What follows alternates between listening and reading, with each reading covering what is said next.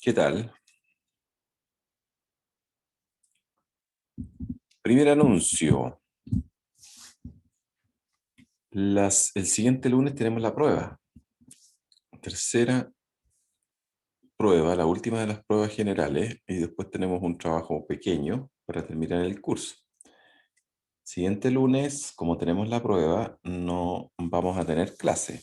¿Ya? Entonces yo les voy a mandar la prueba el mismo lunes para que la resuelvan. Va a ser la misma dinámica, alrededor de 30 preguntas de alternativa múltiple, y yo les voy a dar un tiempo razonable, al mismo tiempo que les di la otra vez para responder la prueba. ¿De acuerdo? Sí, Em, profe, y, luego, gracias. y luego vamos a revisar la prueba también, la prueba 2 la vamos a revisar también después, para que no quede duda de las respuestas que ustedes dieron, las notas que tienen, y que quede todo claro para finalizar el curso. Ya nos van quedando un par de clases nomás que hacer y vamos a finalizar el curso. Ok, entonces esta fue la última de las diapositivas que conversábamos la vez anterior.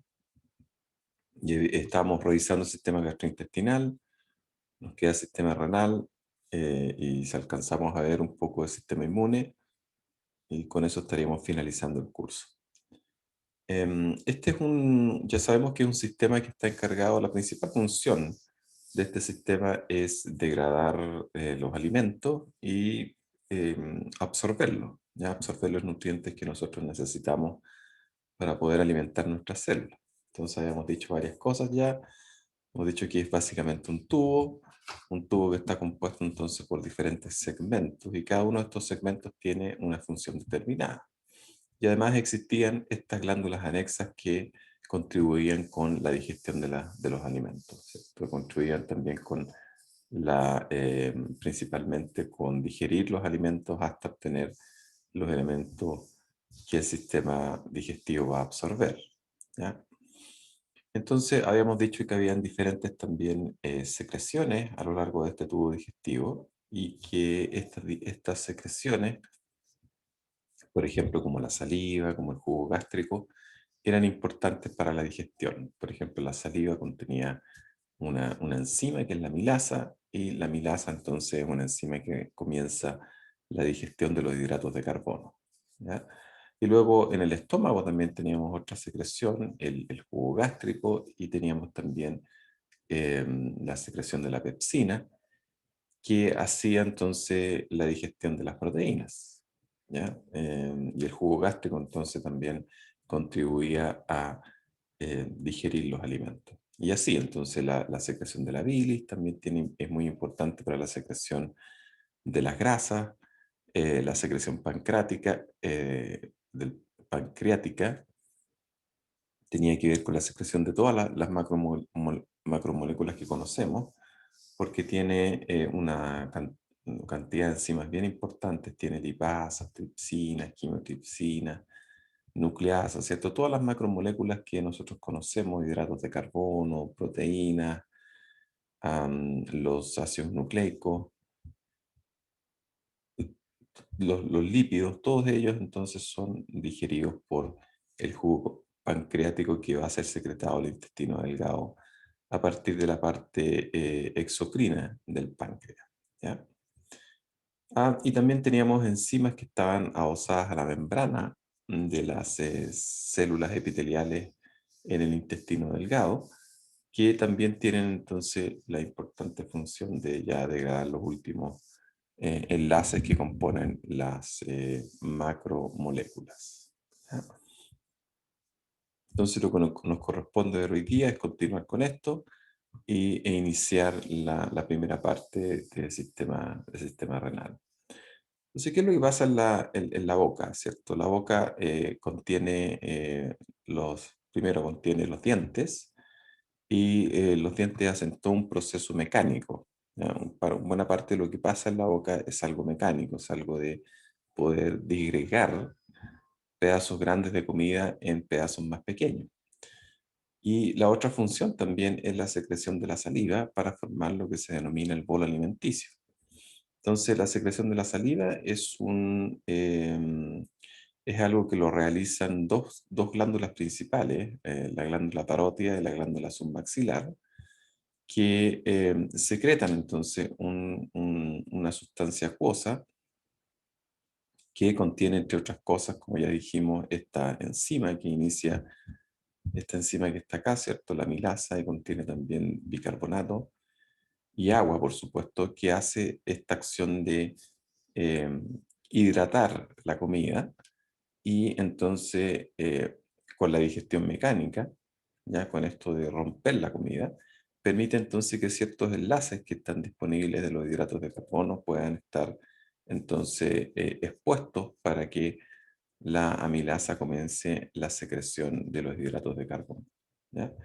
Entonces, la secreción de la saliva está a cargo de lo que es el control autonómico del sistema nervioso autónomo y en particular de las ramas parasimpáticas. ¿Ya? Entonces, el ganglio óptico, el ganglio submaxilar, controlan entonces, son neuronas que están en la periferia y son neuronas que controlan directamente la acción de la parótida, la glándula parótida, esta que está acá, ¿cierto? Que es una tremenda glándula, y la glándula submaxilar que se muestra acá, ¿cierto? Y hay otra glándula más pequeña que es la sublingual que también está bajo el control del sistema nervioso autónomo. Y como ya sabemos, el neurotransmisor que usa el sistema nervioso autónomo, el parasimpático, cuando está en contacto con lo que es el órgano efector, en este caso la parótida y la submandibular, es esta acetilcolina. ¿Ya? Entonces la acetilcolina, actuando sobre este par de glándulas salivales, entonces estimula la secreción de la saliva. ¿Se han fijado que cuando uno está cerca del almuerzo, está un poco hambriento, o cuando, más importante, cuando uno ve la comida o huele la comida y está entonces justo en torno al almuerzo, comienza a secretar más saliva? Tiene una saliva más acuosa, más abundante, y esa se conoce como la fase cefálica de la alimentación, cuando uno ya se prepara entonces para recibir la comida y digerir la comida. Y estas estructuras periféricas, también esto lo sabemos, están controladas por regiones del sistema nervioso central, ¿cierto? Por núcleos que están habitualmente en el troncoencéfalo y por núcleos que se encuentran, digamos, en regiones del sistema nervioso más arriba, ¿cierto? En la corteza del cerebro o en regiones subcorticales, pero que están metidas dentro de nuestro cerebro. ¿Ya? Entonces tienen todo que ver un control autonómico. Y se han fijado también que cuando uno está nervioso, cuando uno va a dar una charla o se pone nervioso por alguna otra razón, la boca se seca. ¿Ya? Uno no tiene saliva en el fondo, y a veces es tan desagradable que ni siquiera uno puede hablar, ¿cierto? Tiene una, una sensación de tener una lengua pegada al paladar, es bien desagradable. Y esa es producto de la disminución de la secreción de saliva. Entonces, y eso lo hace el sistema nervioso simpático.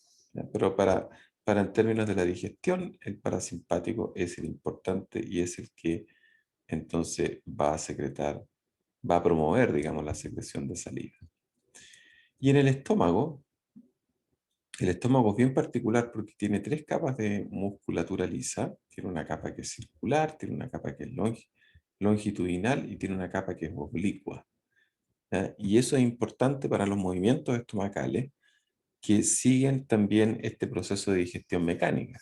¿Ya? Al igual que en el caso de la boca con los dientes, en el estómago se mueve en varias direcciones para promover entonces la disgregación de los componentes del bolo alimenticio, y de esa manera entonces, junto con el ácido clorhídrico y la acción de la pepsina, entonces comienza una segunda etapa de la digestión, y ahí comienza también el inicio de la digestión de las proteínas.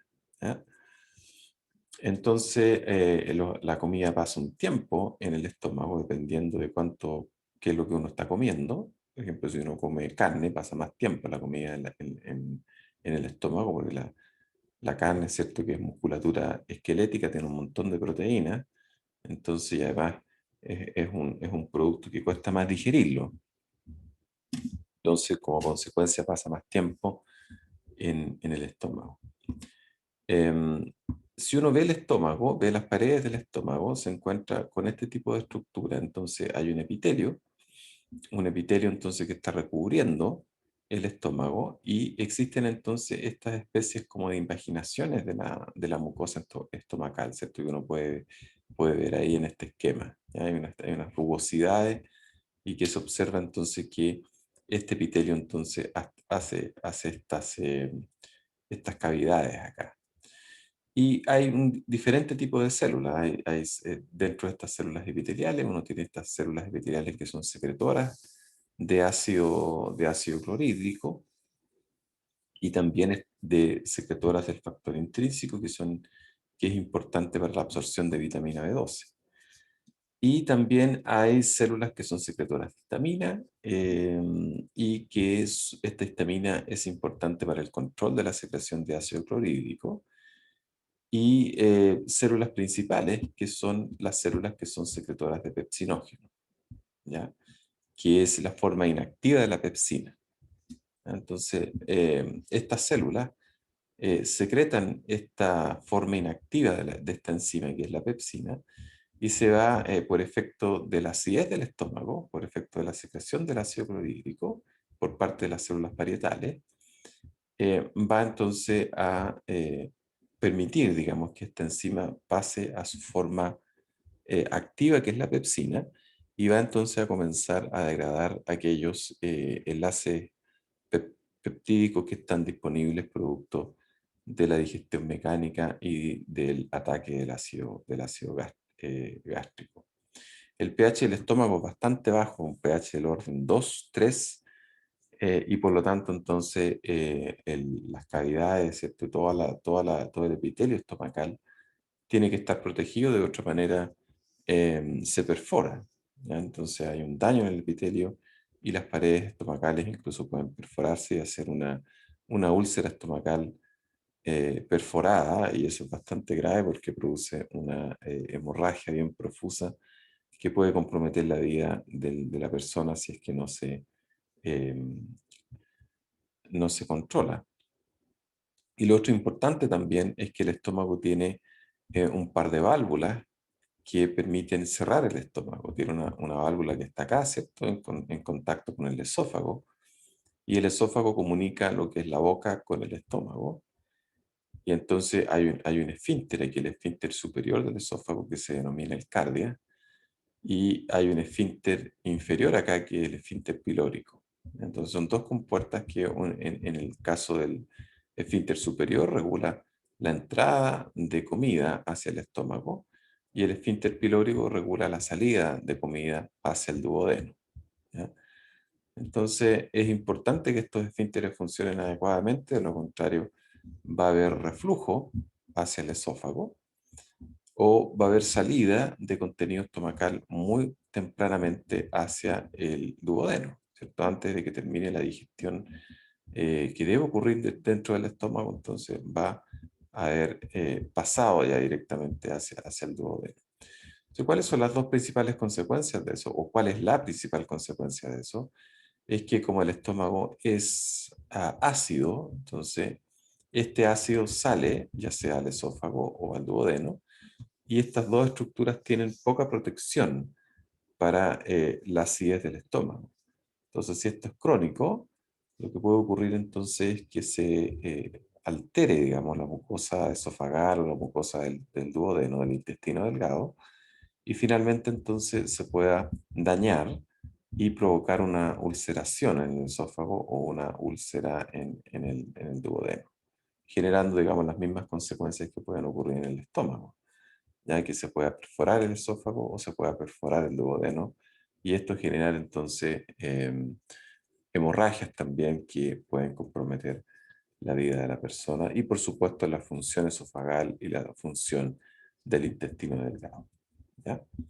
Entonces, bien importante mantener, por un lado, bien regulada la secreción de ácido gástrico por parte de las células parietales, Y para ello entonces hay todo un sistema de control de secreción de jugo gástrico que implica finalmente que el ácido estomacal se va a liberar, ¿cierto? En mayor cantidad cuando hay comida disponible y no cuando no lo hay. ¿Ya? Entonces estas células parietales, que son secretoras de ácido clorhídrico y este factor intrínseco, son bastante controladas por otras células que están también dentro del mismo estómago o que son controladas también por secreciones propias del intestino delgado y por supuesto por la acción del sistema nervioso. ¿Ya? Por ejemplo, las células que secretan gastrina eh, y las células que secretan histamina son células endocrinas finalmente que van a controlar entonces la acción de las células parietales para poder finalmente controlar en qué minuto se va a secretar y cuánta cantidad se va a secretar de ácido clorhídrico. ¿Ya? Por eso entonces, dado que existe este mecanismo de regulación por histamina, cuando uno tiene problemas al estómago, tiene este problema de acidez estomacal y el estómago se torna hipersecretor en ese sentido, uno toma antihistamínicos. Entonces los antihistamínicos van a bloquear eh, los receptores de histamina que contienen las células principales y eso entonces va a promover control, digamos, de la liberación de ácido clorhídrico. Y la otra opción también es derechamente controlar a través de estos inhibidores de la bomba de protones, controlar directamente la inhibición controlar directamente la secreción de ácido clorhídrico a través de la inhibición de esta bomba que es importante para la secreción de ácido, ¿cierto? Am, y hay digamos, un control bastante complejo de la secreción que, como les decía, involucra también la acción del sistema nervioso central, tanto estructuras que están en el troncoencéfalo como estructuras que están metidas dentro del cerebro, incluso la misma corteza del cerebro, actúa también a través del sistema nervioso autónomo, actúa entonces promoviendo o inhibiendo la secreción de ácido gástrico. ¿Ya? Entonces, este fenómeno, cuando yo les decía que cuando uno percibe el alimento, ya sea visualmente o olfatoriamente, hay mayor secreción de saliva, también hay secreción de ácido clorhídrico.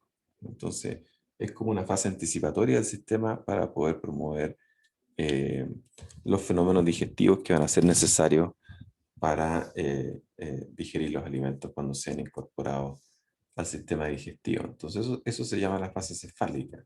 Todavía no ha ingresado nada, no hemos comido nada, pero ya el sistema está respondiendo, está anticipando la llegada de la comida y con eso entonces promoviendo la secreción de cosas que son necesarias para que los alimentos se digieran. Y después tenemos entonces la fase gástrica, donde ya implica, digamos, de que hay contenido dentro del estómago. Entonces hay bolo alimenticio que ha venido, se ha formado producto de la digestión en la boca, ingresa al bolo alimenticio y eso entonces gatilla la secreción entonces por mecanismos reflejos de ácido gástrico y también de las enzimas que son necesarias para degradar la proteína, ¿cierto? Las proteínas como la pepsina.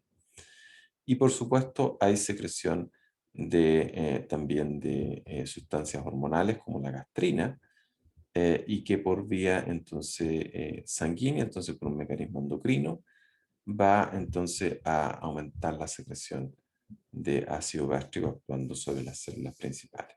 ¿Ya? Y por supuesto también hay secreción de histamina que va a promover exactamente lo mismo. ¿Ya? Y yo les decía hace un rato que la mucosa gástrica tiene un sistema protector para evitar justamente que las mismas células gástricas sean degradadas por efecto de la enzima y sean afectadas por el ácido gástrico. Entonces, hay toda una barrera acá, ¿no? Entonces, el pH habitualmente el estómago es pH 2, pH 3, entonces bastante ácido, y hay todo entonces una capa de moco que protege al estómago, ¿ah? Que protege las paredes estomacales. Y esto lo que contiene son una buena cantidad de bicarbonato. ¿Ya? Entonces el bicarbonato actúa como un buffer ahí, como una sustancia entonces que está en solución con agua, que baja el pH entonces a medida que nos vamos acercando a las células epiteliales del estómago. Entonces, si uno compara distalmente a la pared estomacal, tienes un pH 2, pero a la medida que te vas acercando por efecto del bicarbonato, tienes un pH 7, ¿cierto? Un pH neutro. Entonces, eso hace dos cosas. Eso hace que el ácido del estómago no corroe, no afecte, digamos, no dañe las células epiteliales y por otra parte, entonces, no, dado que el pepsinógeno se activa con pH ácido, el pepsinógeno al ser liberado, ¿cierto?, al interior del estómago no va a ser activado cuando está cercano a las células epiteliales. ¿Ya? Entonces, tanto la acidez como la pepsina, dado esta capa protectora de moco que contiene buena cantidad de bicarbonato, no va a poder entonces digerir ni dañar las células epiteliales que forman parte del estómago. Entonces son factores protectores que permiten finalmente de que la mucosa estomacal se mantenga en condiciones íntegras. ¿Ya? ¿Cuáles son los factores que pueden dañar la barrera? Bueno, la misma secreción del estómago, si es que esta barrera no está en buenas condiciones, por ejemplo, si las células no secretan una cantidad adecuada de bicarbonato o no secretan moco. Eh, por ejemplo, hay una bacteria que habitualmente infecta el estómago, que es la Helicobacter pylori, y esta bacteria entonces es capaz de alterar, digamos, las células epiteliales y promover entonces fenómenos inflamatorios y respuesta inmunológica que al final de cuentas va a dañar esta barrera de defensa y va a promover finalmente de que haya daño, haya úlceras, haya incluso perforación en el estómago. Haya hipersecreción también de ácido. Estos analgésicos que no son de origen esteroidal, como el caso de la aspirina, que es el ibuprofeno, todas estas sustancias farmacológicas, si uno las toma con mucha frecuencia, puede también generar úlceras estomacales. Por supuesto, el estrés, fumar, alcohol, van a generar daños si esto es crónico, daño en la mucosa intestinal. Entonces, es bueno que uno tenga esta protección y es bueno de que el estómago se mantenga en buenas condiciones. No sé si ustedes han tenido hipersecreción en algún minuto, por algún caso en algunas comidas, el malestar que se siente es bastante desagradable. Si uno piensa que en esto lo puede tener crónicamente, es bastante desagradable también. Uno normalmente no siente el estómago cuando no tiene comida. ¿Ya? A veces siente los movimientos estomacales, pero normalmente no siente el estómago durante el día. ¿Ya? Pero cuando uno tiene inflamado el estómago, lo siente con bastante claridad, ¿cierto? Y un malestar que deriva justamente del cuadrante abdominal donde está el estómago. Esta tabla les muestra como un panorama bien completo de lo que son las enzimas que son secretadas dentro del sistema gastrointestinal, partiendo de las glándulas salivales hasta lo que son las enzimas pancreáticas. Y como ustedes pueden ver, el sustrato es básicamente todas las macromoléculas o biomoléculas de la vida que son necesarias para que nuestras células puedan trabajar adecuadamente. Y hay hidratos de carbono, ¿cierto? Como es el caso del almidón, que es lo que uno consume en mayor proporción en las comidas. Hay grasas, ¿cierto? Que en mayor medida uno las consume en forma de triglicéridos. Hay proteínas, em, qué sé yo, hay ácidos nucleicos, ¿cierto? Como RNA, como DNA.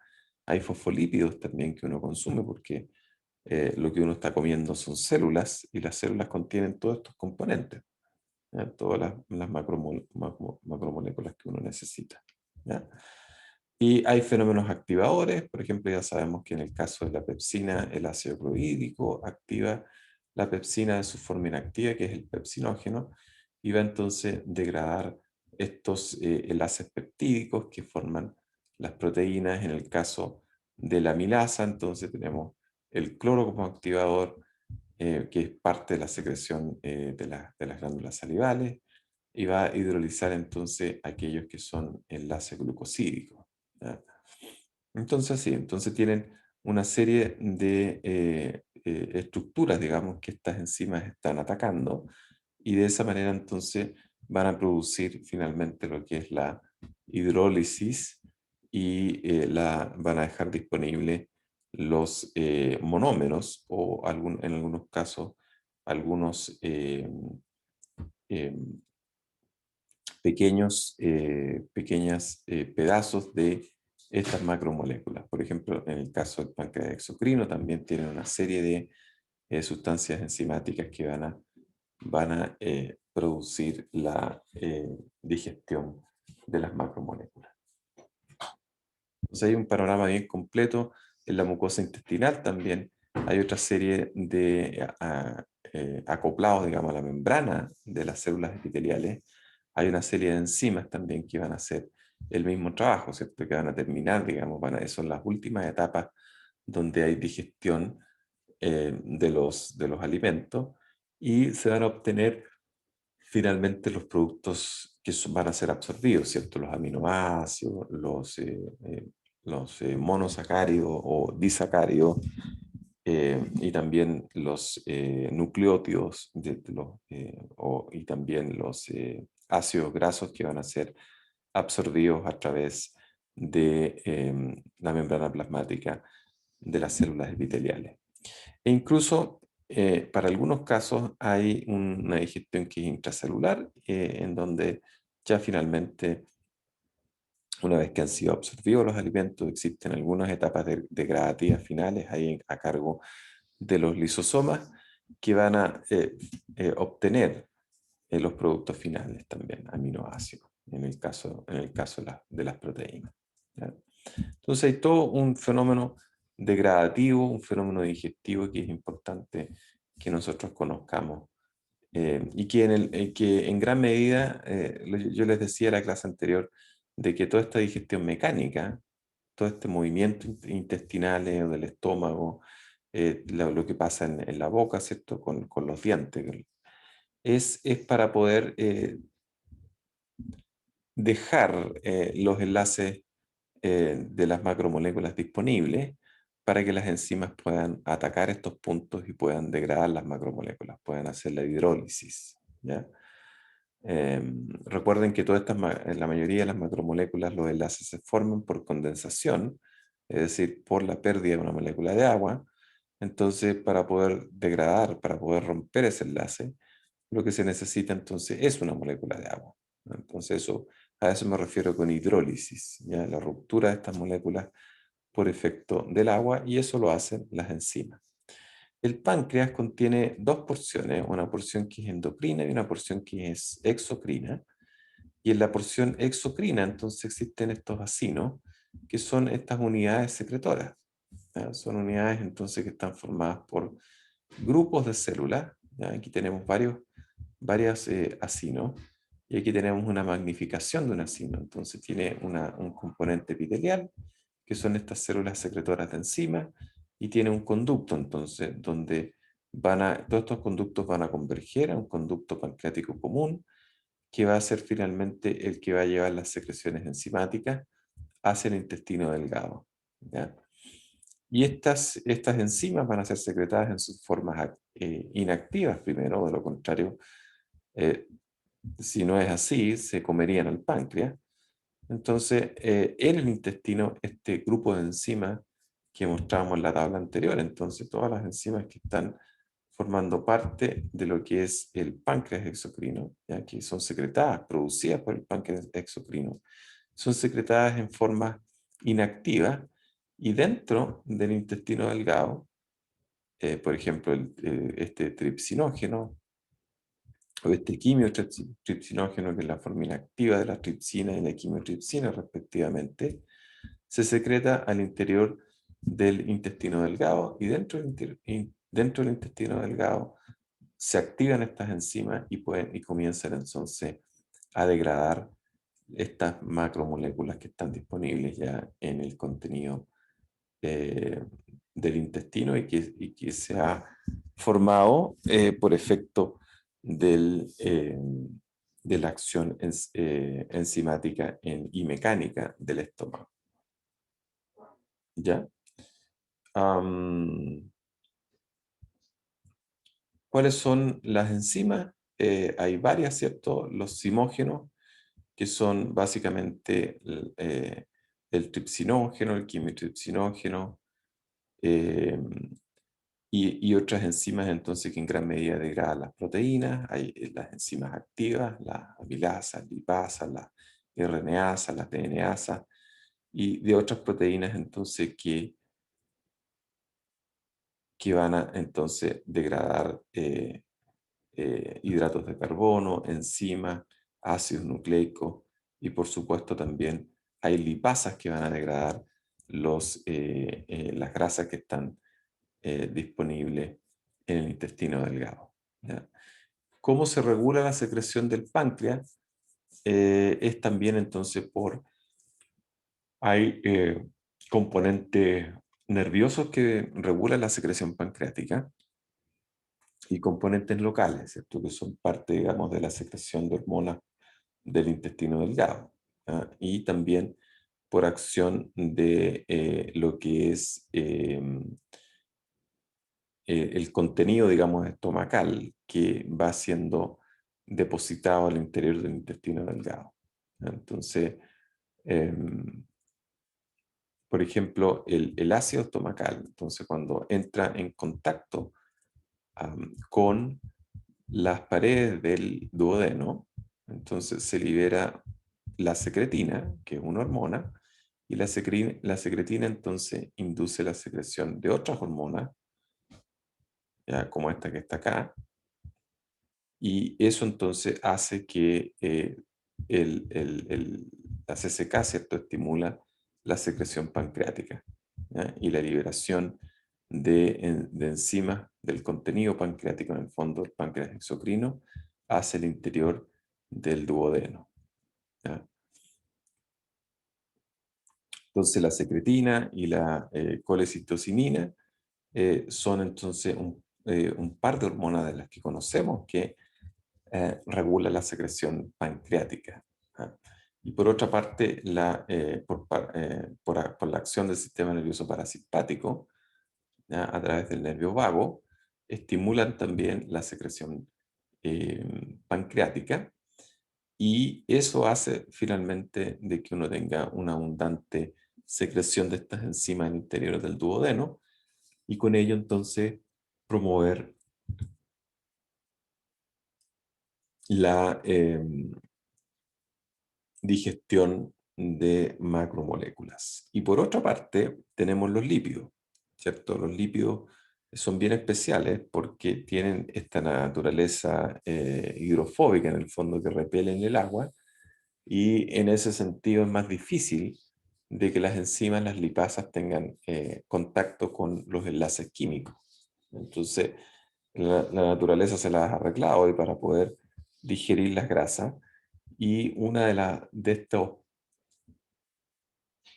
mecanismos es la secreción de la bilis. ¿Ya? Entonces, la bilis es un producto del hígado y se almacena en la vesícula biliar, donde se concentra y se libera después desde la vesícula biliar hacia el intestino delgado. ¿Ya? Entonces, normalmente lo que uno tiene que hacer para poder tener disponibilidad de, de am, los enlaces, para que las lipasas entonces puedan atacar los enlaces, es que se puedan entonces romper estos agregados, ¿cierto? Que son estas micelas que se forman cuando estas grasas, ¿cierto? Por ejemplo, los fosfolípidos están en contacto con el agua. ¿no? Se forman estas estructuras, digamos, que impiden de que las lipasas ingresen a los enlaces, digamos, que tienen que romper y poder tener finalmente estos ácidos grasos libres, ¿ya? Entonces, y de esa manera se puedan absorber a través de la mucosa intestinal. Entonces, para ello tenemos la acción de la bilis, y la bilis como emulsifica estos ácidos grasos, entonces permite que las lipasas se rompen finalmente en pequeñas gotitas de grasa, y eso facilita entonces que las lipasas puedan ingresar a los enlaces y puedan entonces degradarlos y romperlos y tener entonces la presencia de ácidos grasos libres y poder absorberlos, ¿ya? ¿Qué es lo que pasa a nivel del colon? A nivel del colon, la función principal, entonces, la absorción de agua y electrolitos, y también, entonces, lo que es la formación de la materia fecal y el almacenamiento de esta hasta que sea expulsada, digamos, del interior, en particular del interior del recto. Entonces tenemos el intestino grueso, que se denomina el colon. Ahí tenemos el colon ascendente, el colon transverso y el colon descendente, el colon sigmoideo, y finalmente entonces el recto y el ano, que es la compuerta, digamos, el esfínter de salida del sistema digestivo.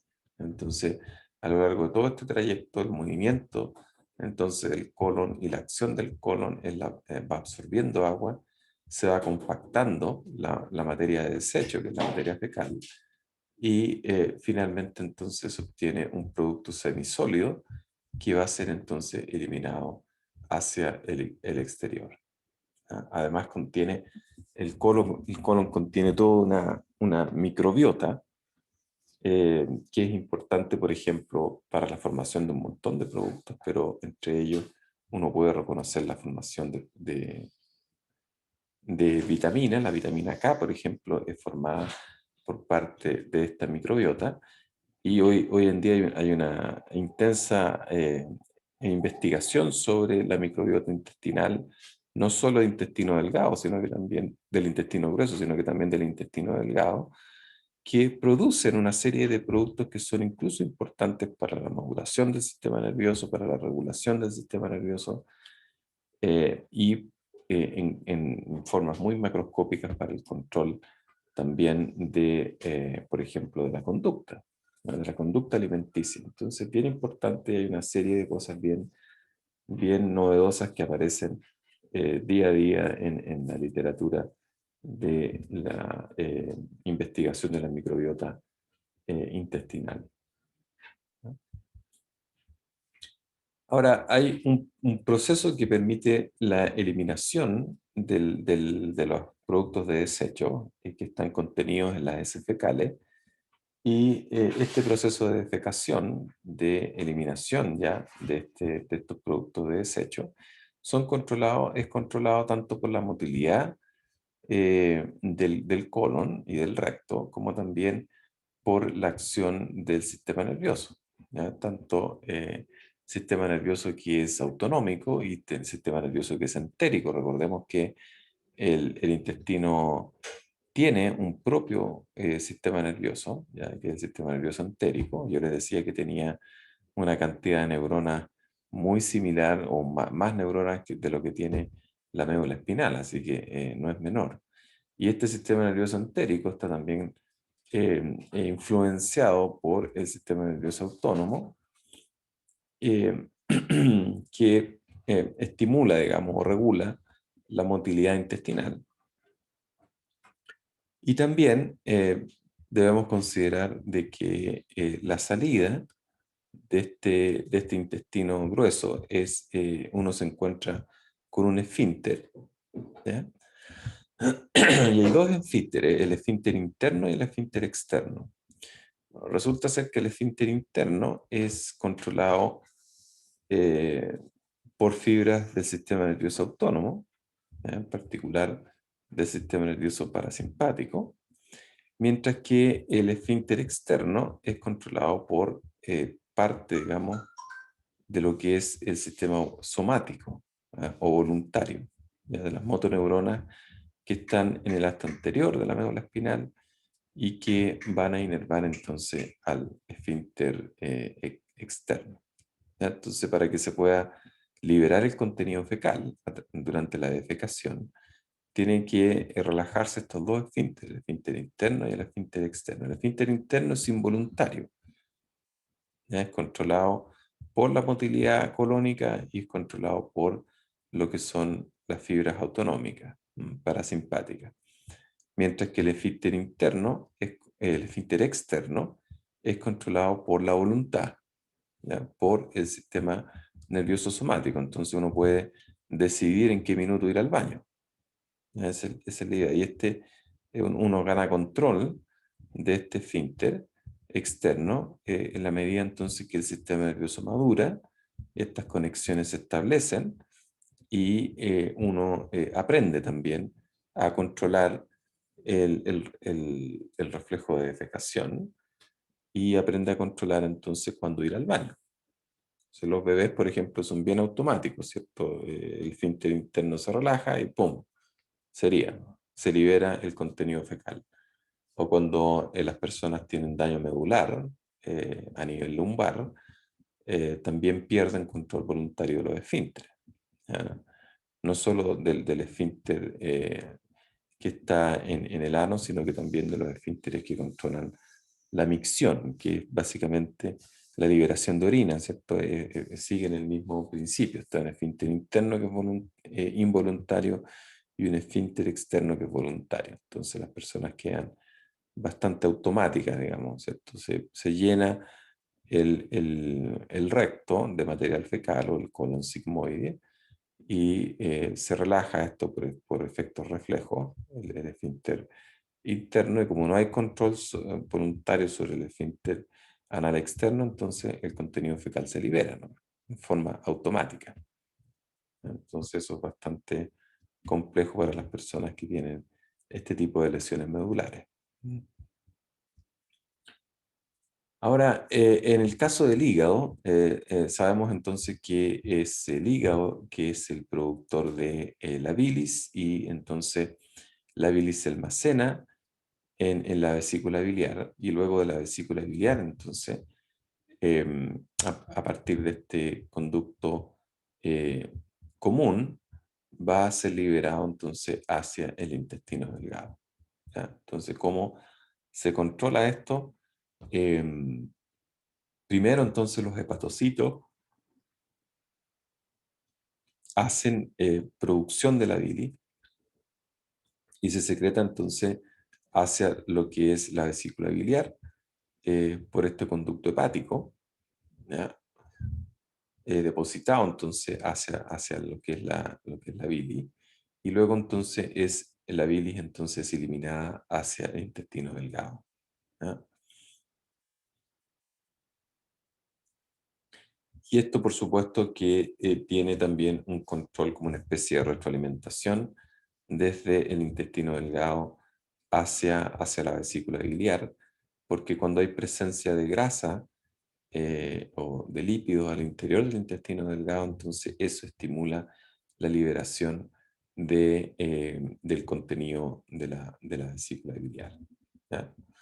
Hay un esfínter acá también, que es el esfínter de Oddi, que es común tanto para la secreción de la bilis como la secreción pancreática. Ese esfínter que está ahí, entonces, controla la entrada de estas dos secreciones al intestino delgado y, por supuesto, entonces eso va a promover la digestión de sustancias del interior, de las macromoléculas que ya conocemos. Ahí tienen un poco más de detalle que después lo pueden leer y revisar si les quedan más dudas, revisar con más detalle el interior, buscando información en los libros de texto o en la internet. Entonces, aquí tenemos la situación en común.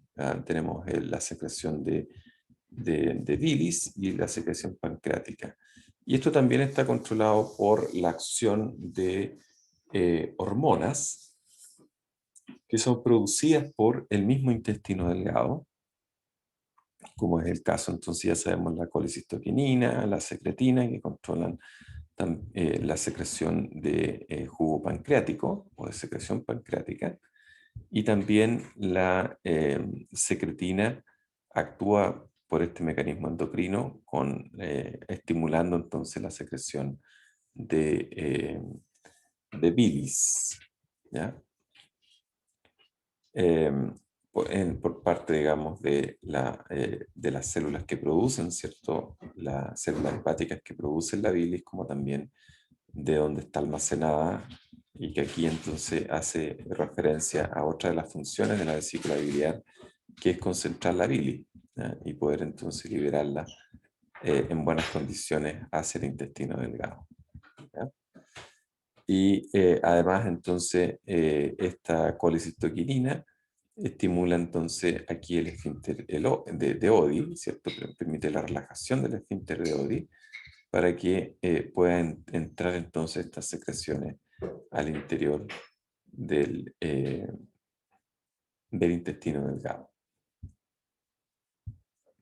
¿Cuál es la función principal entonces? Es esto que yo les decía hace un rato de emulsificar las grasas, ¿cierto? Am, entonces, ¿cuáles son las etapas de formación de esto? Hay secreción al canalículo biliar, hay modificación del volumen y composición, entonces, durante la formación de esta bilis, y hay almacenaje entonces de la bilis en la vesícula biliar, donde finalmente entonces se concentra la bilis y queda en condiciones para ser usada en el intestino delgado. Entonces, ¿cuáles son la función de esto? Es emulsificar los lípidos y otras moléculas que son hidrofóbicas.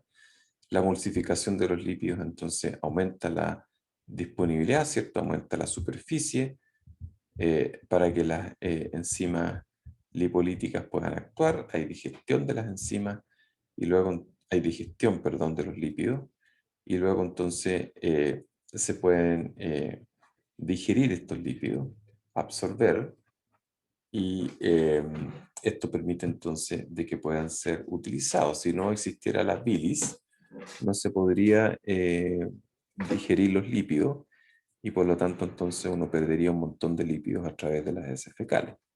Que eso es lo que pasa cuando hay eh, problemáticas, digamos, con la digestión de los lípidos, ¿ya? Cuando los cirujanos remueven la vesícula biliar por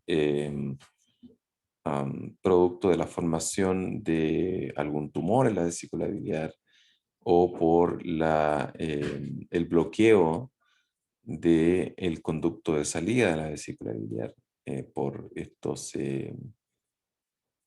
piedras que se forman al interior de estos canalículos. No es que la persona quede sin la capacidad de producir bilis, ¿ya? Sino que acuérdense que la bilis es producida por el hígado.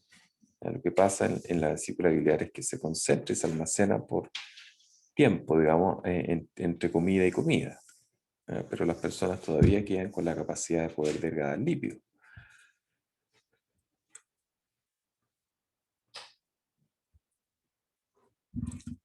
Ok, entonces comencemos a revisar parte de lo que es la digestión ya en términos un poco más finos en relación con los enlaces. Por ejemplo, en el caso de los hidratos de carbono, lo que más uno consume son almidones. Y esto entonces, la saliva contiene un par de enzimas que son importantes. Entonces, una enzima que es importante en realidad es la tialina, em, que degrada entonces moléculas de almidón. Hay una continuación de esto con la milasa pancreática. La tialina es una enzima secretada por las glándulas salivales.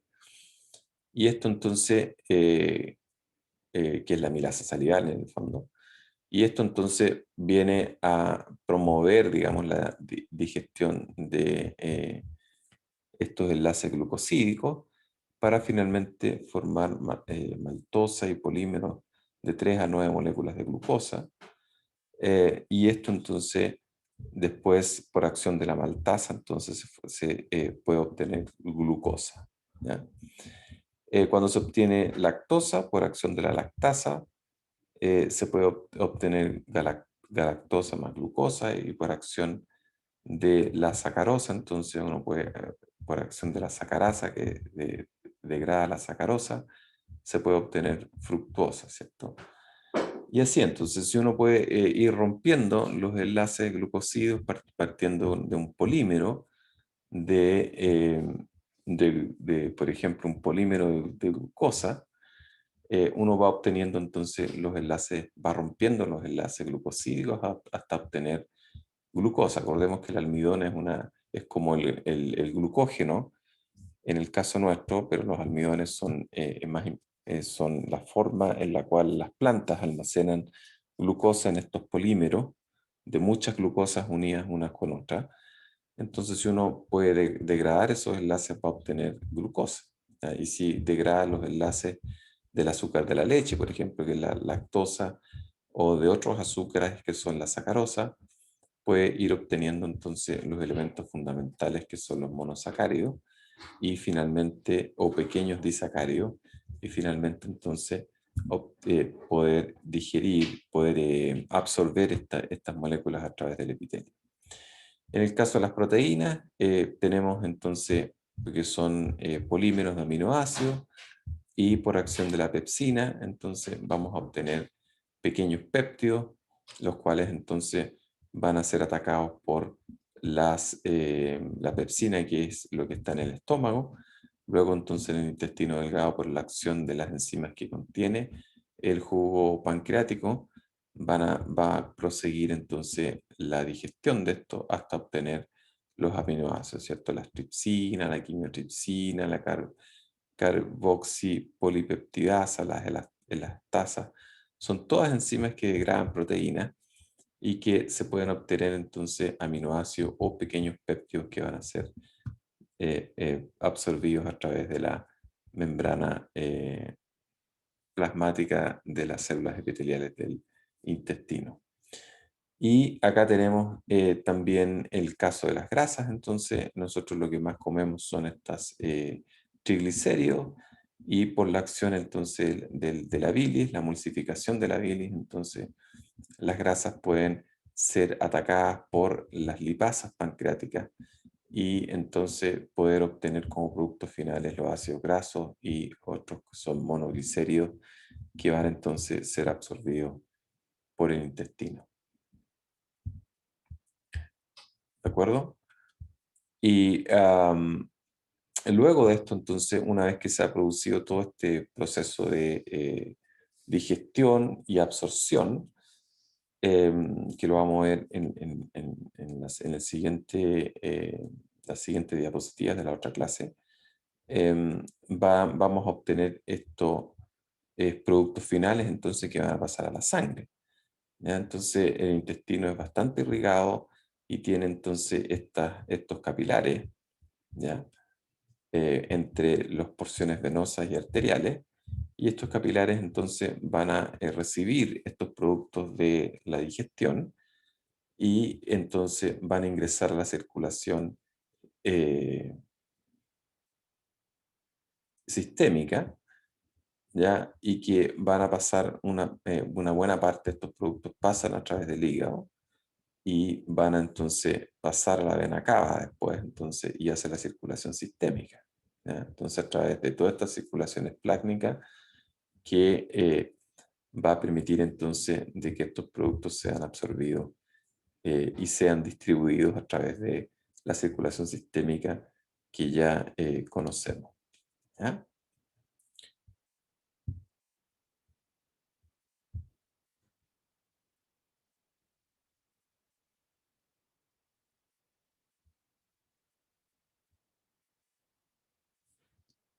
Vamos bien hasta ahora, ¿no? Entonces, después lo estudian con un poquito más de tranquilidad, y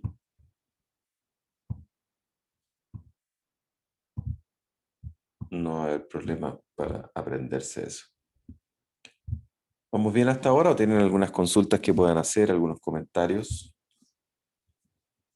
Yo no tengo dudas, profe. Ya. Oh, bien, profe. Ok. Y vamos luego, en estos 20 minutos, vamos a hacer un recreo. Em, Vamos a hablar un poco más de la absorción. Entonces, ¿cómo ocurre después de la digestión? ¿Cómo se absorben estos elementos eh, necesarios para que nuestras células puedan trabajar? Ya, entonces, esto es lo que hemos estado viendo, así como un resumen general. ¿Ya? Entonces, este resumen nos dice, bueno, tenemos la comida, que son fragmentos de comida, por estos procesos de digestión mecánica y digestión química. Lo que vamos a obtener entonces son estos monómeros, ¿ya? Y en algunos casos pequeños pedacitos de estas macromoléculas, pequeños péptidos o pequeños hidratos de carbono, ¿cierto? Unos disacáridos que van a ser entonces absorbidos por las células epiteliales.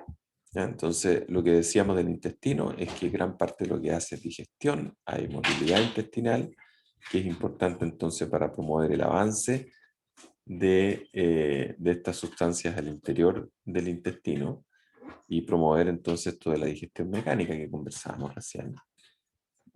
Hay fenómenos de secreción, entonces hay productos que van a ser secretados por la misma células epiteliales hacia el interior del intestino. Hay productos también de secreción que afectan directamente a las células que forman estas células epiteliales del tracto gastrointestinal y también secreción de sustancias que van a eh, viajar hacia la sangre, ya que son hormonas que van a actuar entonces por mecanismos endocrinos, no solo a nivel del intestino, no solo a nivel de estómago, sino que también a nivel central. Hay varias hormonas que producen, por ejemplo, el estómago y el intestino que actúan directamente sobre centros nerviosos en el cerebro o en el troncoencéfalo.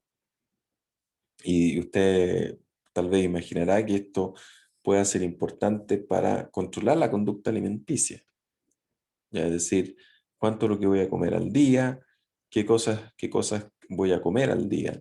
¿Ya? Entonces, el sistema nervioso sabe estas cosas. ¿Ya? Sabe cuánta proporción de hidratos de carbono estamos comiendo, cuánta proporción de lípidos comemos, cuántas proteínas comemos. Y a veces uno tiene el craving, ¿cierto? Tiene esta necesidad de comer algún producto en especial. Cuando está deficiente de algo, uno quiere comer algo en particular, ¿no? Por ejemplo, cuando uno está deficiente de sal, de cloruro de sodio, uno le dan ganas de comer sal. Entonces, que está más inclinado a comer productos que son más salados, ¿cierto? Cuando uno está de repente deficiente en proteínas, le dan ganas de comer fuentes de proteína. ¿Ya? Entonces, eso se debe justamente a que el sistema nervioso sabe lo que uno come y también sabe cuánto come, cuánto el plato de comida que uno se come. Y eso es importante porque ajusta o integra, digamos, lo que hace el sistema digestivo con,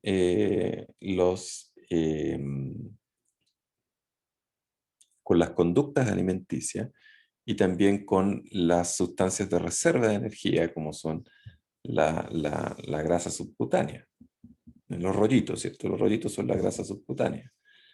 Entonces, eso es importante para ajustar lo que uno come en el corto plazo, es decir, por cada comida, el almuerzo, el desayuno, la once, la cena, y también cuánto uno va a comer, digamos, en el largo plazo.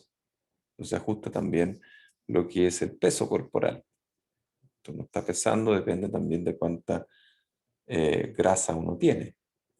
¿Ya? Entonces, estas secreciones no solo controlan fenómenos locales, sino que también controlan fenómenos mucho más macroscópicos, como es el caso de la conducta alimenticia. ¿Ya?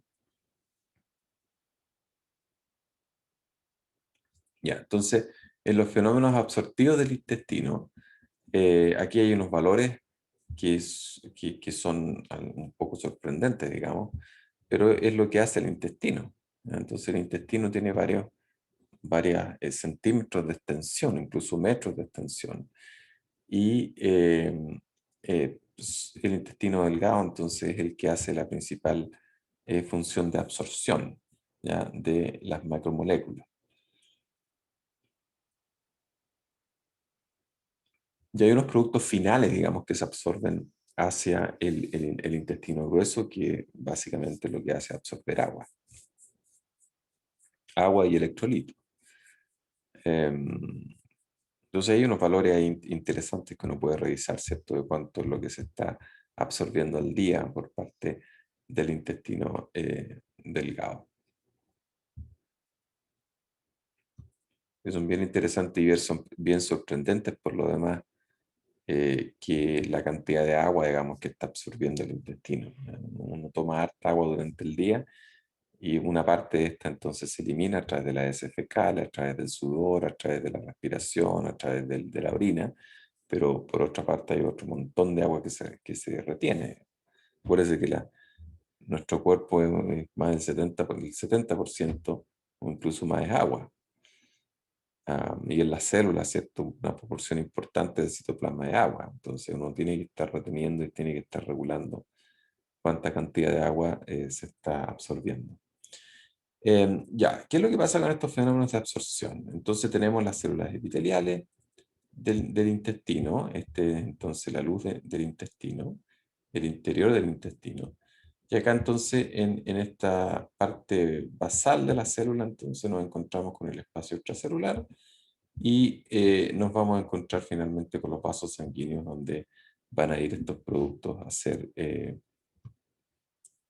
distribuidos a través del cuerpo.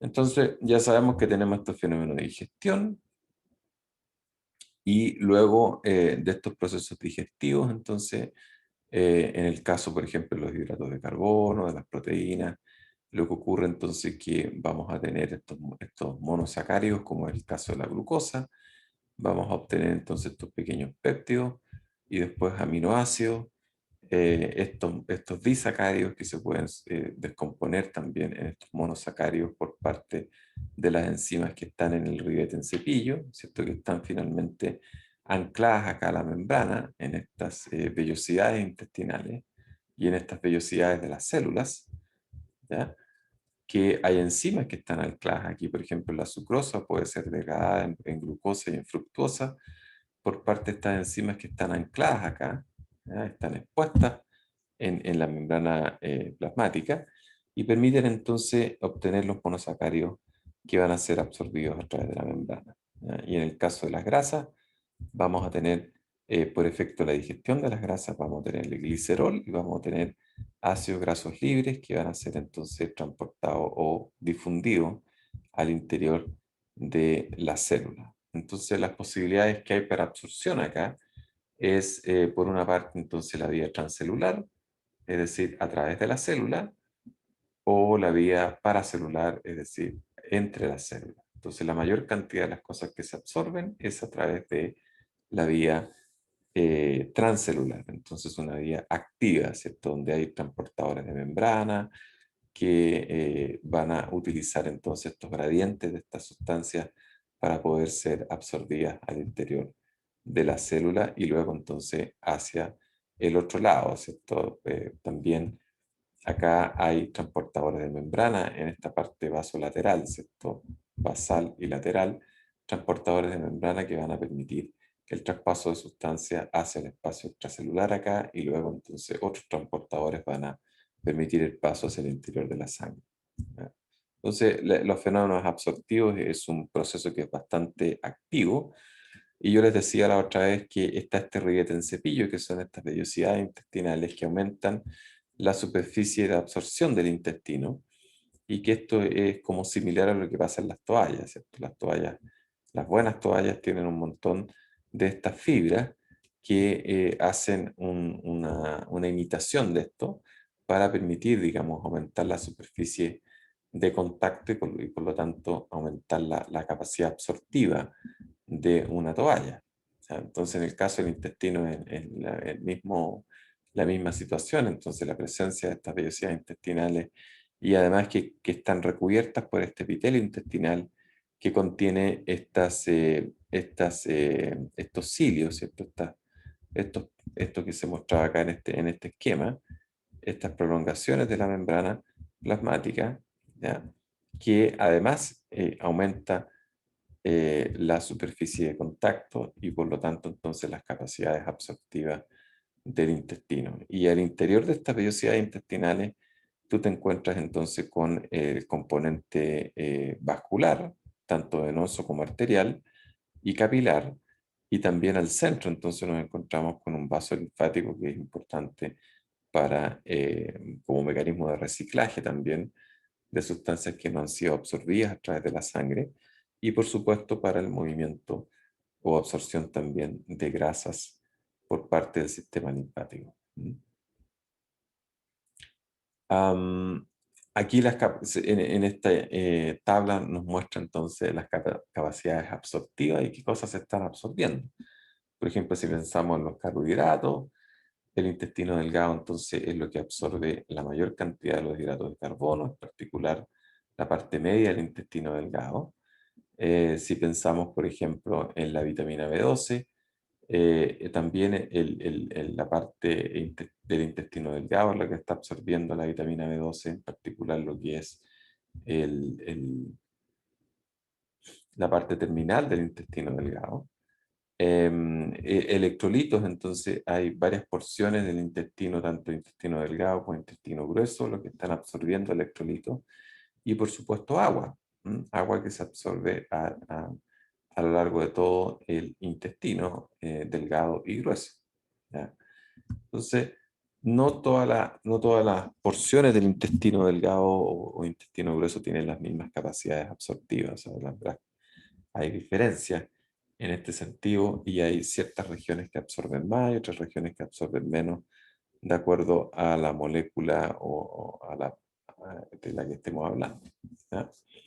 ¿Cómo se absorbe el agua y el sodio? Entonces, sabemos que hay transportadores de membrana, ¿cierto? Hay una vía que es transcelular, una vía que es paracelular, y hay transportadores de membrana entonces que están haciendo movimiento de iones, por ejemplo, el cotransportador de sodio-potasio, que está tanto en lo que es la parte vasolateral, ya de estas células epiteliales. Para acá está entonces lo que es la sangre, para acá entonces está lo que es el interior del intestino o la luz intestinal, y hay sustancias entonces que utilizan gradientes, por ejemplo los aminoácidos utilizan gradientes de sodio en este cotransportador, ¿ya? En este simporte que va en una dirección, entonces se utiliza, este es un transporte activo secundario, se utiliza lo que es el gradiente del sodio para movilizar los aminoácidos,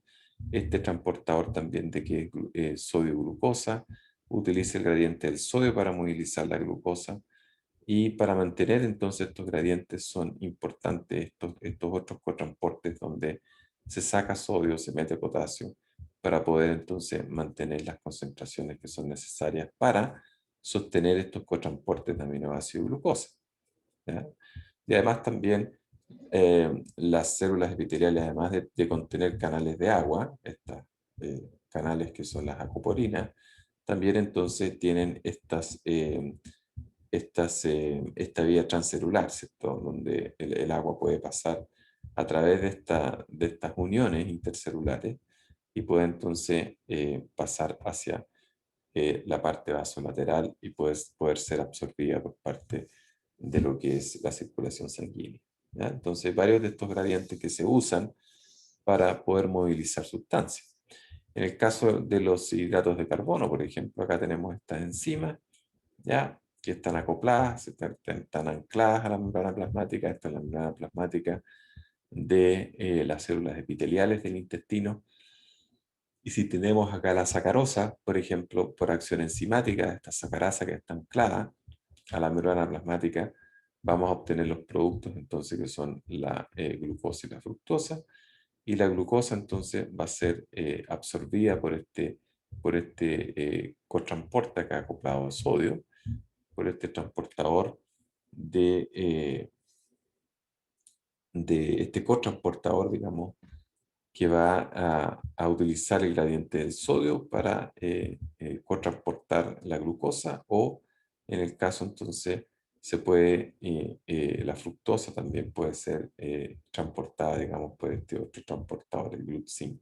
¿Ya? Entonces son mecanismos que permiten finalmente de que activamente, digamos, estas sustancias son absorbidas por parte de las células epiteliales. Otro caso también es la lactosa. La lactosa, entonces tenemos la enzima que es la lactasa, rompe los enlaces, entonces uno puede obtener glucosa y galactosa, y tenemos transportadores entonces que van a hacer la incorporación de esta sustancia al interior de la célula. ¿Ya? Entonces acá tenemos otro ejemplo.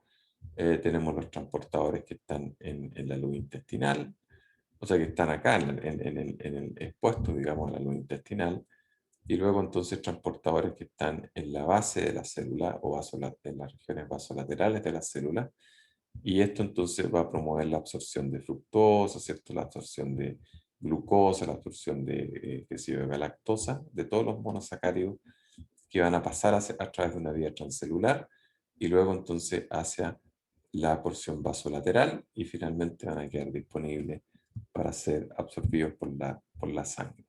¿Ya? En el caso de las proteínas, es básicamente el mismo cuento, ¿cierto? Tenemos estos péptidos, pequeños péptidos que pueden ser dipéptidos, tripéptidos, o que pueden ser aminoácidos, que van a ser entonces acoplados, por ejemplo, en este caso al transporte de hidrogeniones, eh, por este gradiente entonces de hidrogeniones que se genera por este contraportador de sodio e hidrógeno. ¿Ya? Y por supuesto la bomba sodio-potasio TPase, que es la que va a mantener estos gradientes de sodio, que se van a ocupar entonces para hacer el cotransporte de protones, y el cotransporte de protones entonces va a permitir el transporte de estos pequeños péptidos que van a ser digeridos al interior de las células, ¿cierto? Por parte de los lisosomas, y eso entonces, los aminoácidos que se obtienen van a ser entonces transportados hacia la parte vasolateral, hacia el espacio extracelular, y de ahí hacia la célula. ¿Ok? Entonces es también un transporte que es transcelular, ¿cierto? Una absorción que es transcelular de los, de los aminoácidos y de estos pequeños péptidos a través de las células epiteliales. Esto es básicamente lo mismo que les mostré en la diapositiva anterior, y es para reforzar, digamos, la imagen anterior, ¿ya? Utilizando estos cotransportadores para la absorción de esta sustancia. Y lo que son las grasas, entonces tenemos la absorción de lípidos. Sabemos entonces que una de las cosas que tiene que ocurrir es la emulsificación entonces de estos lípidos para que puedan actuar las enzimas pancreáticas, las lipasas, obtener estos productos, ¿cierto? Que son glicerol y los ácidos grasos, y estos entonces son incorporados hacia las células por difusión. Ellos pueden atravesar la membrana plasmática, y el interior de la célula entonces se vuelven a complejar, vuelven a formarse estos triglicéridos, los cuales son cargados, digamos, en, en estos que se denominan los kilomicrones, que son unas estructuras proteicas que pueden entonces en el interior poder transportar estos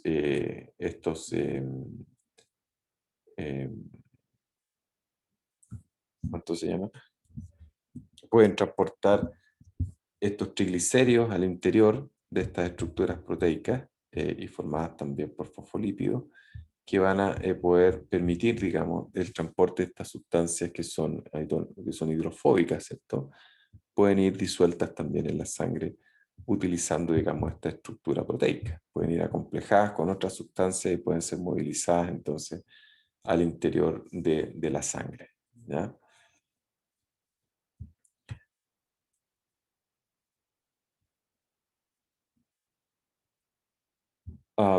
Entonces eso es lo que está ocurriendo, se absorben, y se pueden sintetizar estas kilomicrones que van a ser los que van a transportar entonces estas grasas al interior de la sangre, ¿ya? Porque de lo contrario, como son hidrofóbicos, entonces no pueden ir disueltos en el plasma. Entonces tiene que haber un mecanismo de disolución de esto y poder permitir entonces el transporte de esta sustancia.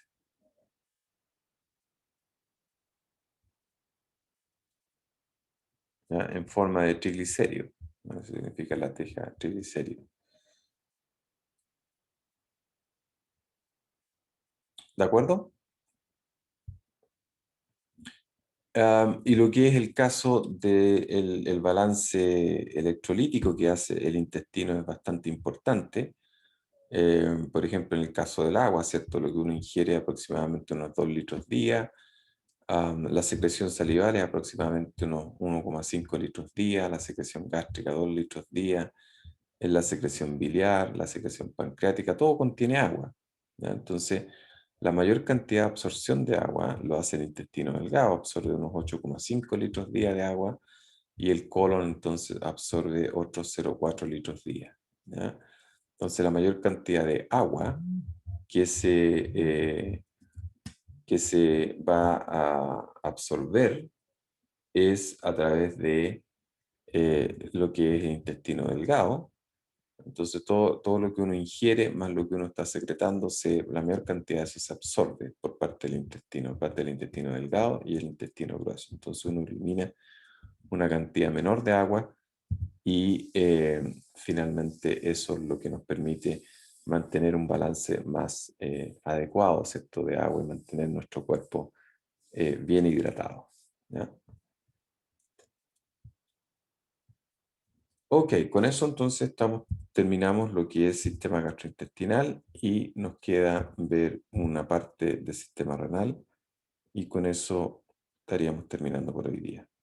Tomémonos un recreo, unos 10 minutos y volvemos unos 30 minutos más y terminamos la clase. Recreo Ya, entonces, profe, gracias. 10 minutitos. Gracias, profe. Ya.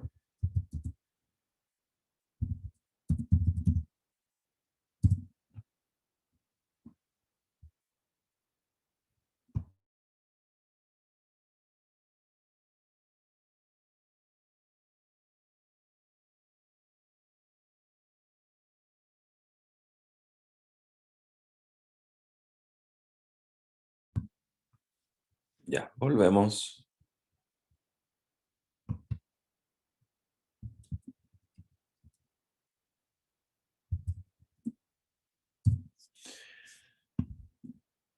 Ya, hablemos un poquito del sistema renal y luego terminamos la clase. Algunas generalidades del sistema renal, de la organización del sistema renal. Lo que tenemos son dos riñones, que son los órganos importantes que vamos a revisar más en detalle. Son los que se encargan entonces de la formación de la orina. Y luego tenemos estas vías de drenaje, digamos, de evacuación de la orina. Entonces tenemos los ureteres, uno por cada riñón, se ven acá en amarillo. Luego tenemos la vejiga urinaria y un conducto de salida de la vejiga que son la uretra, ¿no? Entonces un conducto de salida, un par de conductos de salida de los riñones que son los ureteres y un conducto de salida que es la uretra. Y entre medio entonces tenemos aquí la vejiga urinaria, donde se almacena la orina hasta que sea pertinente entonces eliminar la orina, ¿ya? A través del proceso de micción. Los riñones son los órganos encargados de la formación de la orina y son los órganos encargados para este efecto de formar la orina, son los órganos encargados de filtrar la sangre, ¿ya? Entonces filtrar la sangre y eliminar todas las toxinas y depurar en el fondo la sangre para poder proveer, digamos, un ambiente adecuado a nuestras células. Entonces, si uno hace un corte anatómico de los riñones, tenemos este panorama, ¿no? Tenemos entonces el componente vascular de los riñones, tanto arterial como venoso, Y tenemos estas unidades acá, que se muestran, que la vamos a ver más en detalle, que son las unidades que son las que filtran la sangre, ¿cierto? Que son estos nefrones o nefronas, que se encargan entonces de filtrar la sangre. Y los conductos de estas unidades de filtración van formando conductos mayores en un sistema que es convergente, y van formando entonces conductos mayores hasta formar finalmente lo que son la pelvis renal y por supuesto la confluencia de estos túbulos hacia la formación de los ureteres, que es el conducto final, digamos, que saca o drena la orina desde los riñones hacia la vejiga urinaria. ¿Ya? Entonces vamos a hablar un poquito más del detalle de esto y ver cuáles son las funciones de los riñones. Entonces, una función es la reabsorción de solutos. Todo esto del equilibrio hidroelectrolítico, hablábamos recién de que el intestino era importante también para este equilibrio hidroelectrolítico, y los riñones también son fundamentales.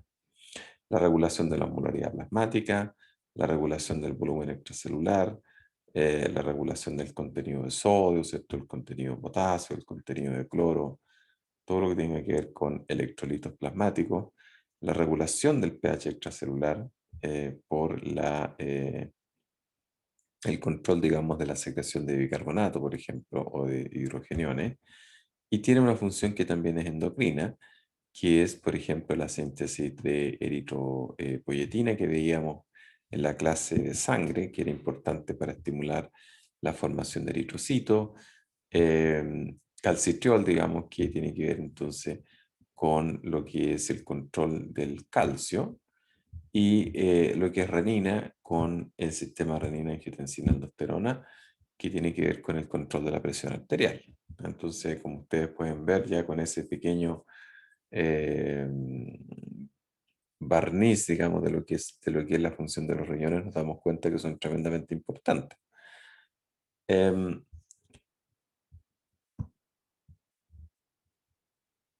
Entonces, aquí tenemos una sección del riñón que nos muestra como los principales vasos sanguíneos, y nos muestra una idea bien importante que tiene que nos muestra la relación entre estas unidades de filtración renal con el sistema vascular, ¿ya? Tanto arterial como venoso. Entonces tenemos las arterias renales, las venas renales, que son parte de la circulación sistémica. Y lo interesante acá es que la arteria, el componente arterial acá, a nivel de estas unidades de filtración, forma lo que se llama una red capilar acá, que es el glomérulo. El glomérulo en el fondo es un ovillo de capilares sanguíneos, y se forma por la capilarización de una arteriola que está llegando hacia estas unidades de filtración, que se denomina la arteriola aferente. Y luego entonces, esta es una de las pocas excepciones, digamos, que después de una capilarización emerge otra arteriola. Ya, normalmente lo que uno ve es que emerge una vénula, ¿cierto? Pero acá emerge una arteriola, que es la arteriola deferente, y la arteriola deferente se vuelve a capilarizar alrededor de las estructuras tubulares del nefrón, y finalmente entonces obtenemos la formación de esta vena, ¿cierto? El componente venoso, hasta formar lo que son la vena renal, ¿cierto? La confluencia de varias otras venas menores hasta formar esta vena mayor, que es la vena renal, ¿ya? Entonces la sangre entra hacia los riñones a través de la arteria renal, se capilariza esta arteria. Acuérdense que es un sistema que es divergente, entonces va formando pequeños vasos hasta formar las arteriolas aferentes, se capilariza, forma las arteriolas deferentes, luego se vuelve a capilarizar alrededor de los túbulos renales y forma entonces todo el componente venoso, que es el componente convergente, hasta formar la vena renal, ¿ya?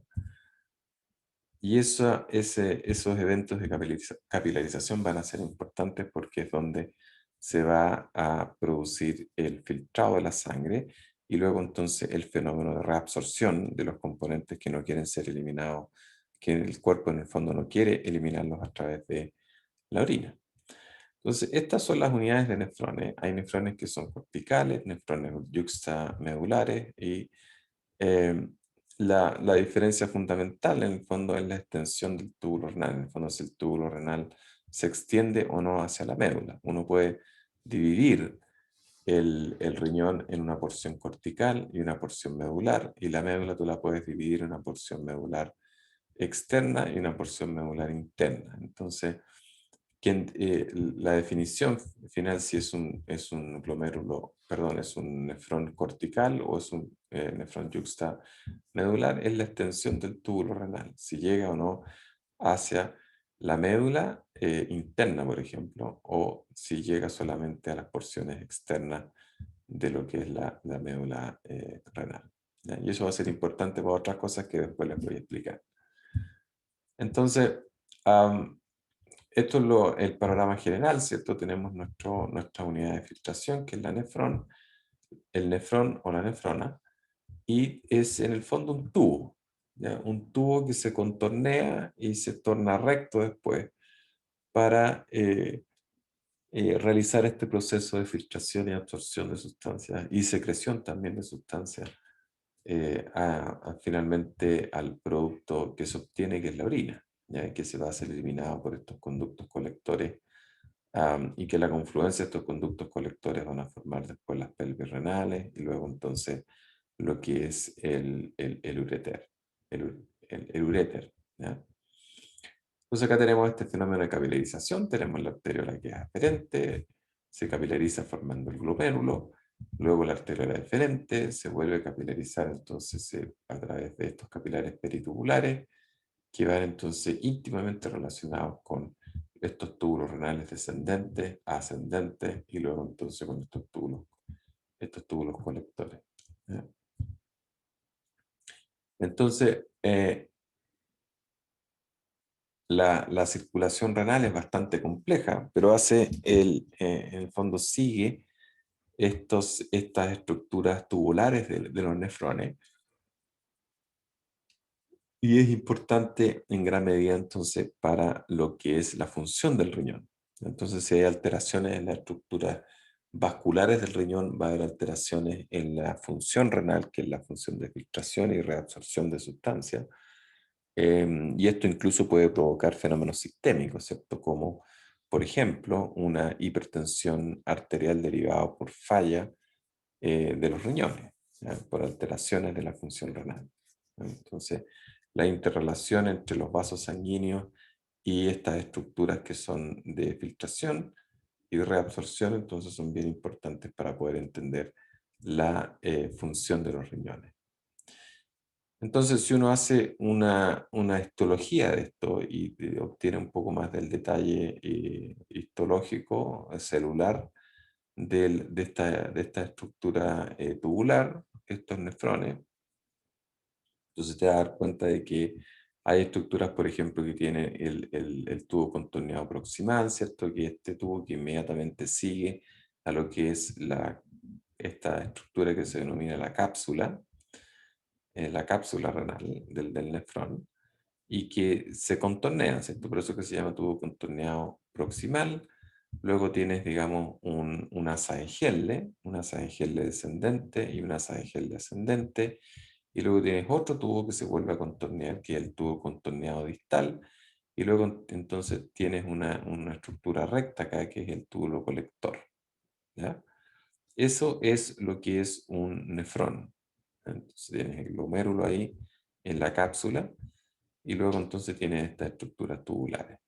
Y si uno mira, digamos, en diferentes niveles, te vas a dar cuenta que las células epiteliales que están tapizando estos túbulos son relativamente distintas. Por ejemplo, acá en el túbulo contorneado proximal, tienes estas estructuras celulares que tienen esto, similarmente a este ribete en cepillo que comentábamos en sistema digestivo, tienen estas estructuras, ¿cierto? Estas proyecciones de la membrana plasmática, invaginaciones de la membrana plasmática, y que van a ser importantes para fenómenos absortivos del túbulo renal, Y después tienes otras estructuras en menor medida, entonces, que muestran estos cilios de la membrana plasmática. ¿Ya? Y otra cosa importante acá es que hay una relación entre lo que es la arteriola eferente y la arteriola aferente con el túbulo distal ahí, y que hay un complejo que se llama el complejo yuxtaglomerular, que va a ser importante cuando hablemos después del sistema renina-angiotensina-aldosterona. ¿Ya? Pero que hay una interrelación bien importante entre las estructuras tubulares y las estructuras vasculares. ¿Ya? Entonces, lo que va a ocurrir principalmente en lo que es el glomérulo es la filtración glomerular, ¿ya? La filtración de la sangre. Entonces, la sangre que entra por la arteriola aferente, ya sabemos entonces que se va a seguir una red de capilares, y en esa red de capilares, en conjunto con lo que es la cápsula, entonces se va a producir la filtración eh, de la sangre. Entonces, gran parte de los componentes de la sangre, en particular del plasma, no de los elementos figurados, elementos plasmáticos, van a pasar al interior del túbulo renal, y eso va a formar entonces lo que se denomina la ultrafiltración del plasma, ¿ya? Y que se genera una velocidad de unos 180 litros por día, y que va entonces a permitir que finalmente las sustancias que uno no quiere que sean parte de la sangre se van a eliminar, ¿ya? Pero gran parte de lo que se filtra después se reabsorbe a través de las paredes del túbulo renal. ¿M? Y una menor proporción va a ser, que son básicamente las toxinas, ¿cierto? Los productos de desecho del metabolismo de las células que se van a eliminar a través de la orina. ¿Ya?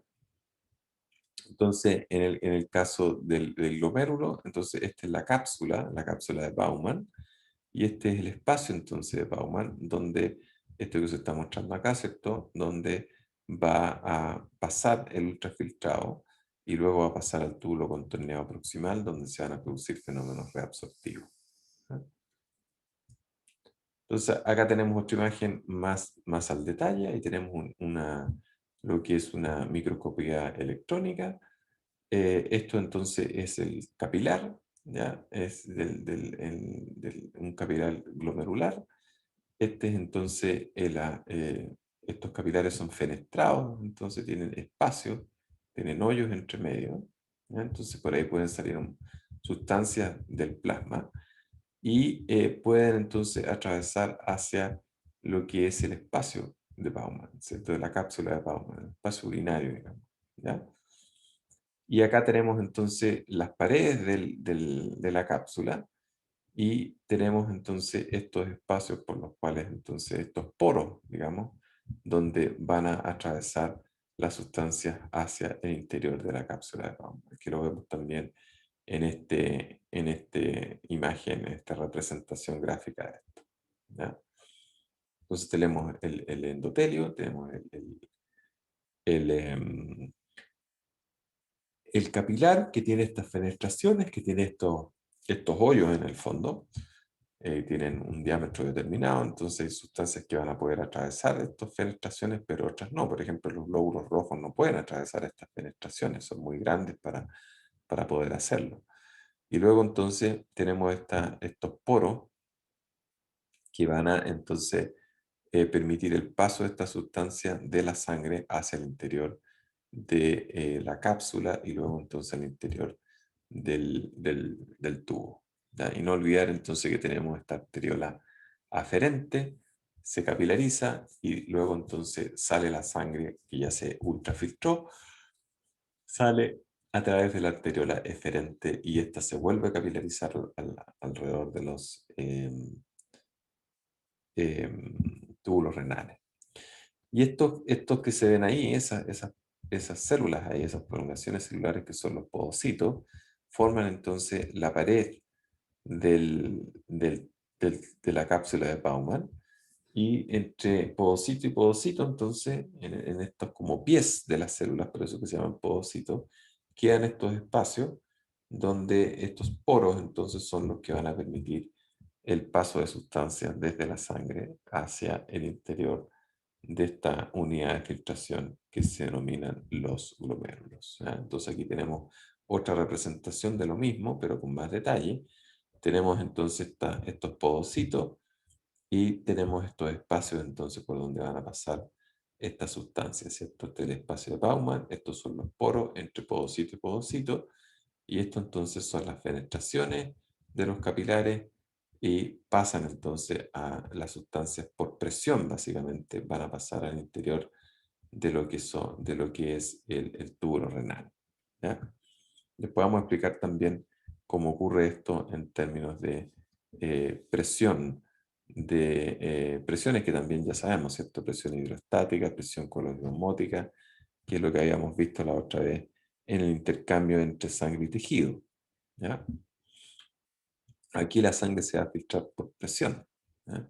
Entonces acá tenemos la arteriola aferente, se forma entonces esta red de capilares, se produce lo que es la ultrafiltración, ¿ya? Entonces pasa contenido del plasma hacia el interior del túbulo renal, luego entonces por parte de la arteriola aferente, esto se vuelve a capilarizar alrededor de los túbulos renales, y el segundo punto que se va a generar acá es la reabsorción, ya que va a pasar contenido, de gran parte de lo que se ultrafiltró de la sangre va a ser reabsorbido otra vez a la sangre.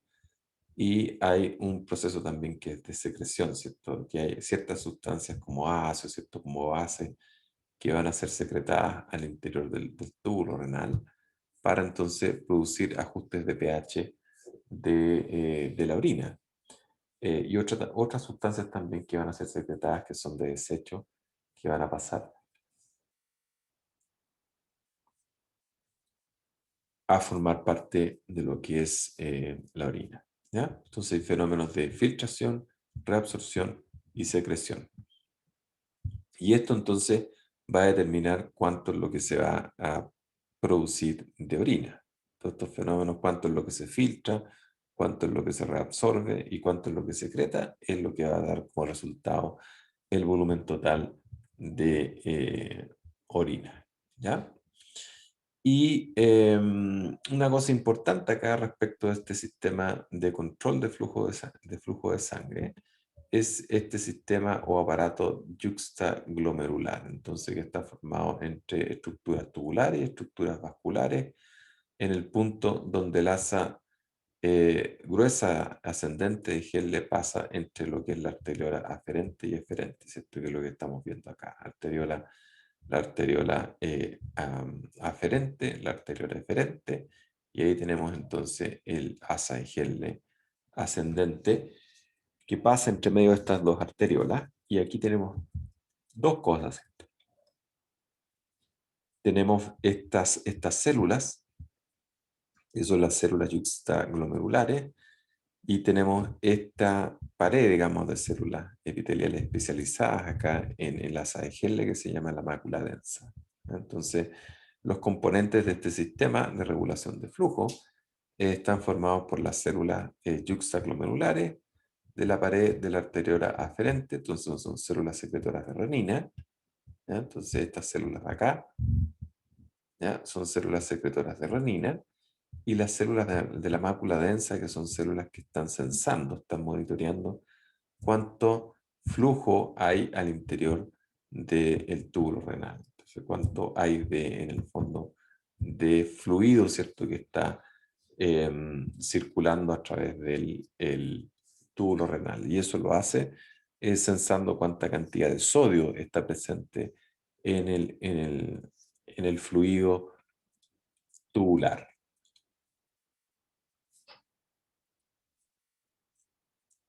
¿Se acuerdan del sistema renina-angiotensina-aldosterona, no? La renina es una enzima, es una proteasa, es secretada por las células yuxtacromelulares, ¿de acuerdo? Y esta renina, entonces, actúa sobre una sustancia que se denomina el angiotensinógeno. Entonces, el angiotensinógeno es algo que produce el hígado. Es una fórmula activa de una otra sustancia que es la angiotensina 1. Entonces los riñones que secretan renina hace esta proteasa, entonces transforma esta forma inactiva, que es el angiotensinógeno, hacia la forma activa, que es la angiotensina 1. ¿Ah? Y luego cuando pasa, por ejemplo, por los pulmones, la angiotensina 1, por la enzima convertidora de angiotensina, transforma la angiotensina 1 en angiotensina 2, y la angiotensina 2, entonces actuando sobre lo que es la corteza de la glándula adrenal, estimula la secreción de aldosterona, y la aldosterona entonces vuelve hacia lo que es el túbulo renal para estimular entonces la absorción de sodio y la secreción de potasio. En el fondo, la retención de agua, aumentar el flujo, aumentar el volumen circulante, y de esa manera, por ejemplo, ajustar lo que es presión arterial. ¿Mm? Eso lo recordarán ustedes. Acá tenemos un esquema que nos muestra justamente eso, ¿cierto? Hay una disminución de presión, hay una baja de presión. Esto es monitoreado por la mácula densa, disminuye la presión, también es monitoreado por la arteriola aferente, hay una baja de presión, y lo resultante de esto entonces es que hay una baja en la presión hidrostática glomerular. Entonces baja el ultrafiltrado glomerular. La mácula densa entonces esto lo detecta, porque baja la cantidad de sodio, el cloruro de sodio que está disponible en el fluido tubular, y eso entonces desencadena la liberación de renina. La renina entonces promueve la formación de angiotensina 2. La angiotensina 2 es un poderoso vasoconstrictor, y al promover entonces vasoconstricción, em, y además promover a través de la secreción de aldosterona la retención de sodio,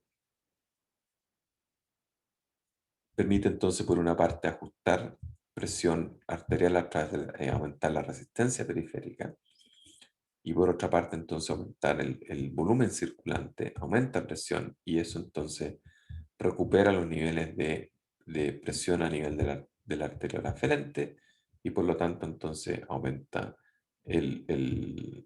la presión hidroestática, aumenta el ultrafiltrado glomerular, y entonces las condiciones de filtración se restablecen.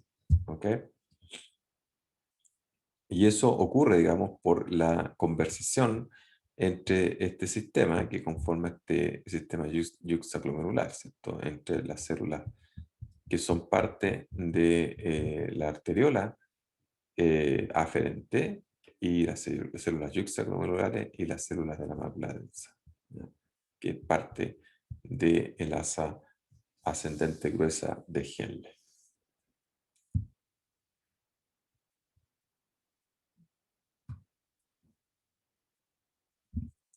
¿Qué factores afectan la secreción de renina?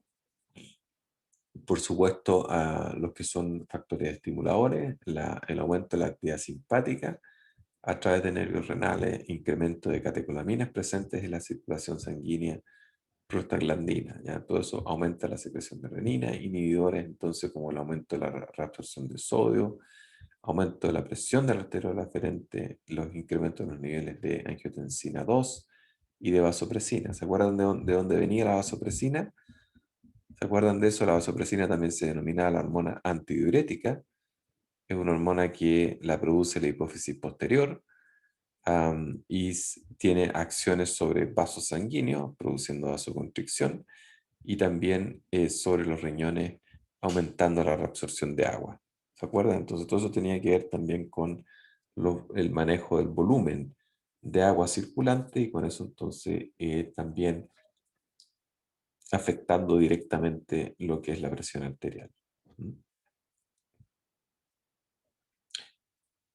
Ya, con eso terminamos la clase, y con eso entonces vamos a definir, digamos, qué es lo que entra para la prueba del próximo lunes. Entonces hasta acá va a entrar la prueba del próximo lunes. ¿Ya? Recordemos entonces, el próximo lunes no vamos a tener clase, yo les voy a mandar la prueba. La prueba es la misma dinámica que hicimos en las dos pruebas anteriores, y yo espero que a todos les vaya bien. Siempre las preguntas son sacadas del material de clase. Y con eso entonces tenemos para unas 30 preguntas o 35 preguntas. Y nada, eso, cualquier cosa me escriben al correo, se contactan con la delegada del curso, yo les voy a dejar su día, la clase de hoy día, para que comiencen a estudiarla o traspasarla los apuntes y se preparen para la prueba del lunes. ¿De acuerdo? ¿Tienen alguna consulta? Muchas gracias, profe. Ya que estén muy bien, si no hay consultas, entonces cerramos la clase de hoy día. Gracias, profe. Ya que estén Gracias, súper profe, que esté bien. bien. Profe, Igual, Gracias, profe, que esté bien. Chao. igual, nos vemos. Chao, Chao, profe, que chao. esté bien. Chao, chao.